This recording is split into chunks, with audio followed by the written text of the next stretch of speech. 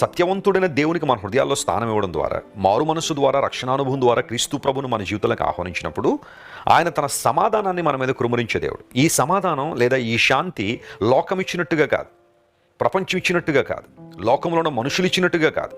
కొన్ని ప్రాంతాలకు మనం వెళ్ళినప్పుడు లేదా కొంతమంది వ్యక్తులు మనం కలిసినప్పుడు ఏదో ప్రశాంతంగా ఉన్నట్టు, ప్రశాంతంగా కనబడుతున్నట్టుగా కొన్ని అంశాలు కనబడచ్చు, కానీ నిజమైన ప్రశాంతత అక్కడ లేదు, నిజమైన శాంతి అక్కడ లేదు. పౌలు భక్తుడు అంటున్నాడు, మీరు ఏమి నేర్చుకున్నారో, ఏవి అంగీకరించారో, ఏవి చూశారో, ఏవి విన్నారో అట్టి వాటిని చేయండి.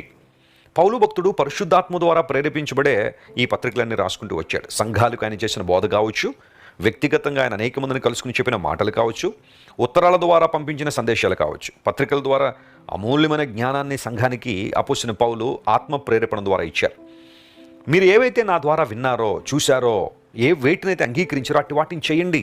క్రైస్తవ జీవితం యొక్క బాధ్యత ఏంటి అంటే, మన కర్తవ్యం ఏంటంటే దేవుని వాక్యం ఏం చెబుతుందో అది చేయడం.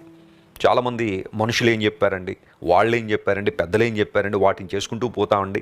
లేఖనాలు ఏం చెప్తున్నాయో మాకు అక్కర్లేదు అన్నట్టుగా బ్రతికే వాళ్ళు చాలామంది ఉన్నారు.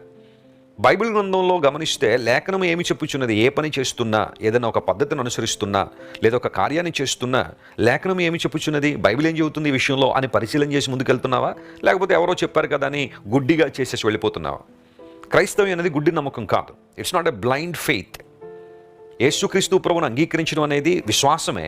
అయితే ఈ విశ్వాసానికి ఆలంబనం ఉంది, ఆధారం ఉంది.